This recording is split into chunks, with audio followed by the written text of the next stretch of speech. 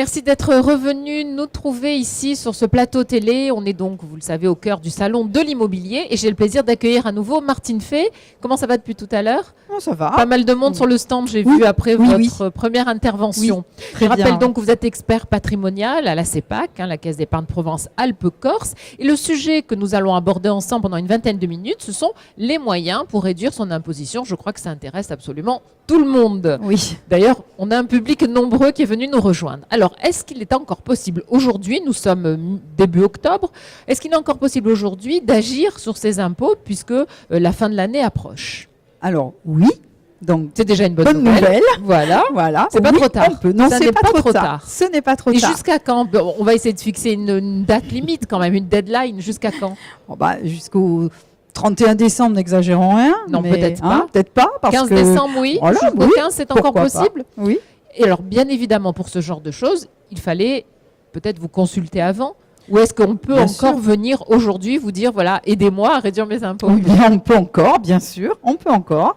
Alors, il est évident que le genre donc de défiscalisation à travers donc l'immobilier, par exemple, là, oui, il est un petit peu tard. On est bien d'accord. Il y a des choses où il faut s'y prendre un petit peu plus en amont. Voilà, parce que dans l'immobilier, bien évidemment, il faut trouver un programme, il faut faire des réservations.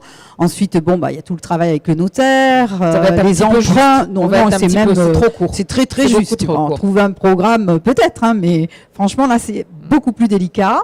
Il fallait, je pense, jusqu'à fin septembre. Là, ça commence à être très délicat. En fait, on peut venir vous voir pour l'année prochaine.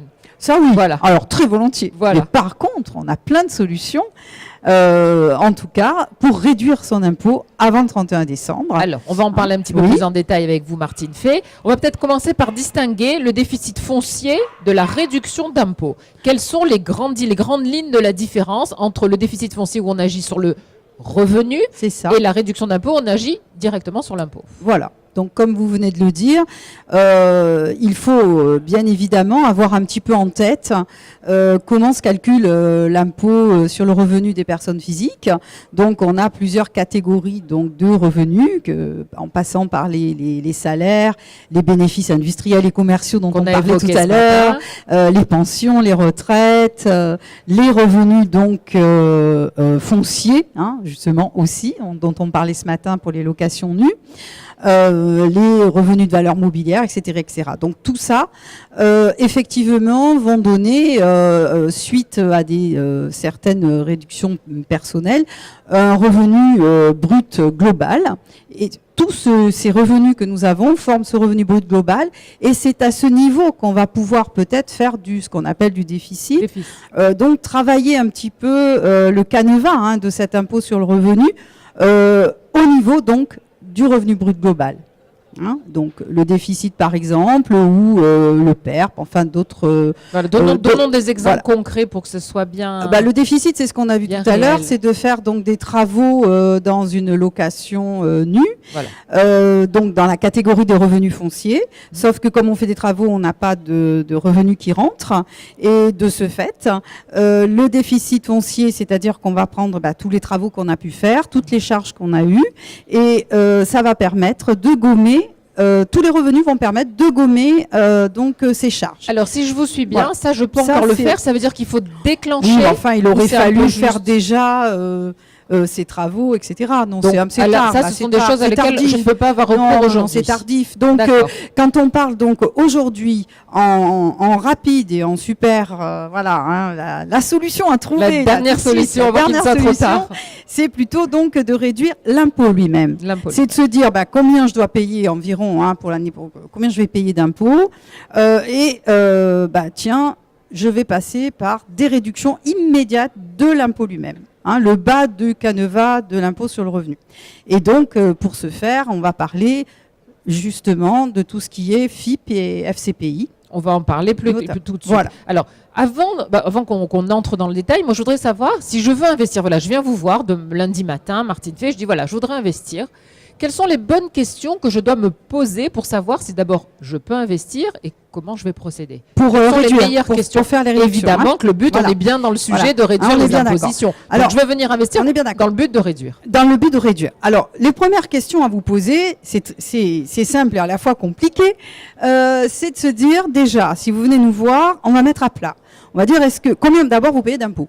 Bon, ça paraît idiot, mais effectivement, si grâce à justement du déficit foncier que vous avez pu faire sur l'année ou autre, on se rend compte que finalement vous payez plus d'impôts et tant mieux pour vous, pas besoin de faire aucun intérêt. Donc déjà, connaître sa tranche marginale d'imposition, savoir ce que vous payez comme impôt. Et ce qu'on a pu payer les 2-3 dernières années aussi. Voilà, par exemple, faire pourquoi pas. Surtout que on va vous demander aussi quelle réduction vous avez déjà, parce qu'il existe des réductions qu'on appelle récurrentes. Oui. C'est-à-dire que si vous avez l'année dernière investi par exemple dans du Pinel, le Pinel va vous permettre par exemple sur 9 ans de faire une réduction d'impôt de 18% du montant investi et c'est lissé sur 9 ans. Donc pendant 9 ans, vous allez la retrouver. Bien sûr. C'est ce qu'on appelle la réduction récurrente. Donc celle-ci, il faut nous la donner. Il faut la donner, il faut la poser et dire théoriquement, j'ai combien de réductions déjà qui vont tomber, qui sont naturellement là, qui existent. J'ai aussi, par exemple, j'emploie depuis pas mal d'années une femme de ménage, c'est un employé à domicile.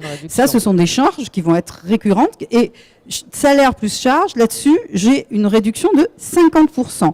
C'est pas mal, c'est sympa, mais il faut que j'y pense. Une fois que j'ai posé toutes ces réductions, je regarde mon reste à pouvoir parce que on est plafonné par les niches fiscales. Il y a le plafonnement qui est à 10 000 € de réduction. Donc déjà première question, c'est pas la peine. Si j'ai déjà que j'ai fait, je ne sais pas moi, du Duflo l'année suivante, parce que j'avais de quoi investir, ou j'ai fait des prêts les uns derrière les autres, mais pourquoi pas.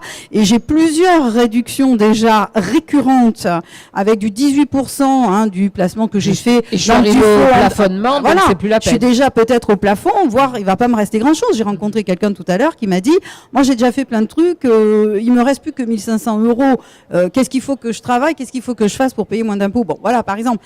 Donc, ça, c'est la chose de départ. D'accord. Ensuite, bien évidemment, il faut venir en agence, rencontrer les conseillers pour souscrire à des FIP ou des FCPI. Alors, vous allez nous éclairer parce que vous parlez de FIP, de FCPI. Bon, certains savent ce que c'est, d'autres pas. Donc, le FIP, c'est un fonds d'investissement de proximité. Oui. Et le FCPI, c'est fonds commun de placement dans l'innovation. C'est peut-être ce que les gens connaissent le moins. Alors, on va peut-être d'abord s'arrêter sur le FIP. Donc nous avons il y a deux sortes de FIP. Donc, le fonds d'investissement de proximité, ce sont donc des sociétés qui vont investir, comme son nom l'indique, dans des petites entreprises de proximité, dans les alentours. Enfin, en principe, c'est en Europe en tout cas, sur le stade européen, et non coté, bien évidemment. Bien sûr. Donc, on va justement aider ces entreprises. Pour ce faire, déjà, il faut que vous ayez quand même un capital à investir, un capital d'entrée, mais ça va vous permettre justement d'avoir 18% donc de réduction, immédiatement. Est-ce qu'il y a un minimum pour ces FIP? Alors, on peut placer pour une personne célibataire, on peut placer jusqu'à 12 000 €. Oui. Et pour un couple, c'est donc 24 000 €. Ce qui va permettre de faire pour un couple une réduction d'impôt de 4 000 ce qui est quand même très intéressant. C'est très intéressant. Et c'est immédiat. Et c'est tout. Vous souscrivez, on sait que lorsque vous allez donc faire votre déclaration d'impôt, on peut le configurer si on le fait maintenant. Ça sera sur les revenus 2017, il n'y a pas de souci. L'impôt sera réduit de ce montant. Alors, quelques explications maintenant sur le FCPI. Alors, le FIP, donc je disais, il y a deux catégories. Ah oui, on a le deuxième, le fonds d'investissement de proximité. Nous avons aussi le FIP Corse. Ah. Alors là, comme son nom l'indique, très clair. Nous allons donc investir dans des entreprises en Corse, bien évidemment. Et de ce fait, nous avons quand même 38% de réduction. L'abattement est plus intéressant. Absolument. Donc, 38%. Il faut investir en Corse. Bien évidemment. D'autant que, alors là, ça nous fait 9 120 € de réduction, si on prend les 24 000. Bien sûr. Alors, chaque catégorie de fonds, que ce soit le FIP, simple, le FIP Corse ou le FCPI, eh bien, ils se cumulent les uns avec les autres. On peut prendre dans chacun. Alors, bien sûr, si on prend le maximum, on va vite faire le calcul, on dépasse le plafonnement des niches fiscales. On peut faire un petit peu dans chaque. Voilà, mais on peut, voilà, tout à fait. On peut dépasser effectivement les 24 000 pour le couple d'investissement, parce que je peux prendre du FIP et du FIP Corse, par exemple, mais évidemment jusqu'à 24 000, mais attention, voilà, juste à respecter voilà. L'idée, c'est de pouvoir diversifier. Oui, tout à fait. Mais on ne met pas tous les œufs dans le même panier. Voilà. Alors, le FCPI maintenant. Alors, le Fonds commun de placement dans l'innovation, c'est un peu le même principe. On va là, par contre, comme son nom l'indique, investir dans des entreprises innovantes. Dans des nouvelles structures donc intéressantes aujourd'hui, que ce soit dans le domaine, avec des domaines différents, de la santé, développement durable, voilà, absolument. Et de ce fait, même chose, on va avoir, on peut investir jusqu'à 24 000 € et 18% donc de réduction aussi. Alors, est-ce qu'il y a quelle est la différence? Pourquoi on va peut-être opter pour un FIP, pour un FCPI? Il n'y a pas vraiment de, c'est simplement ce qu'on a envie de faire? Moi, je pense, oui. Tout à fait, parce que justement, il y a aussi là-dedans, il n'y a pas que, effectivement, c'est bien, les réductions d'impôts, c'est ce qu'on recherche. On est d'accord, on est dans cette thématique, on va réduire son impôt rapidement, voilà, on souscrit. Le but est le même. Le but, oui, mais derrière, on peut avoir quand même envie, et je pense que ça aussi, ça a son importance, de se dire, je fais pas que de la réduction. Je vais investir dans des entreprises et lesquelles je soutiens l'économie. Voilà. Je soutiens l'économie. Je soutiens ces petites entreprises et peut-être que j'ai des thèmes que je vais préférer à d'autres. Oui. Et je me dis tiens, ce thème-là, moi, il me va bien. C'est vrai que l'innovation, on a l'impression de participer à l'économie de demain. Mais oui, voilà, peut-être se projeter plus dans l'avenir. Voilà. Après, ça peut être géographique aussi. FIP Corse, moi j'aime la Corse. Je sais pas. Tout le monde aime la Corse. Nous aimons la Corse. Mais voilà. Après, je trouve qu'il y a aussi c'est dans votre ADN à la CEPAC. Donc, mais absolument. C'est important de le rappeler. C'est très important pour nous, bien évidemment. Et donc voilà, moi je pense qu'il y a aussi cette sensibilité et cette dimension qu'il ne faut pas oublier. Donc on a bien compris qu'il y a un plafonnement et on peut diversifier ses placements. Alors par contre, bien sûr, comme on investit dans ces entreprises, bien évidemment, il y a un temps, voilà. Il faut garder l'investissement entre 7, ça dépend des FIP et des FCPI, 7, 8, voire 10 ans. Ah d'accord, très bien. Voilà. Donc ça dépend en fait. Vous le précisez à chaque fois quand on vient vous voir dans ce cadre. Oui, bien sûr. D'accord. Bien sûr. Alors qu'est-ce que c'est maintenant que le plafonnement des niches fiscales? Je voudrais qu'on en dise un mot. Oui. Alors ça a été mis en place en 2009. Oui. Parce qu'on en entend beaucoup parler, peut-être être clair sur le sujet. Vous savez, l'administration fiscale, ça ne change pas. À partir du moment où ça devient trop juteux, je parle comme le citoyen que je suis. Pardon si dans la salle nous avons des inspecteurs des impôts. Non, mais on le sait tous. Dès que c'est un peu trop bien, on a des règles qui nous tombent dessus. Voilà, pour limiter nos avantages, faut un peu le dire. Et effectivement, toutes ces réductions que nous avions créées permettaient, à la limite, de plus payer d'impôts, quoi. Quand on se débrouillait bien. Il y a quand même des plafonnements. Donc c'est pas non. Alors maintenant, c'est plafonné, c'est comme ça. Ouais. Donc au début, il y avait un plafonnement qui était quand même encore assez large, qui tenait compte de vos revenus, d'un pourcentage de vos revenus plus un montant fixe. Et c'est allé décrescendo jusqu'en 2013 où on a eu le coup près. Aujourd'hui, quelles que soient les réductions, c'est 10 000 €.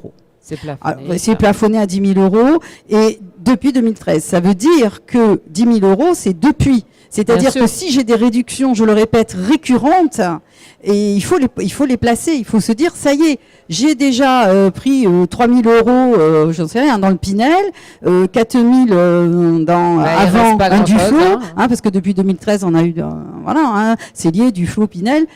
Rien que ça, plus si j'ai des employés de maison, ça va vite aussi quand même. 50% de réduction, c'est bien, mais voilà. Donc tout ça, ça fait qu'aujourd'hui, c'est difficile.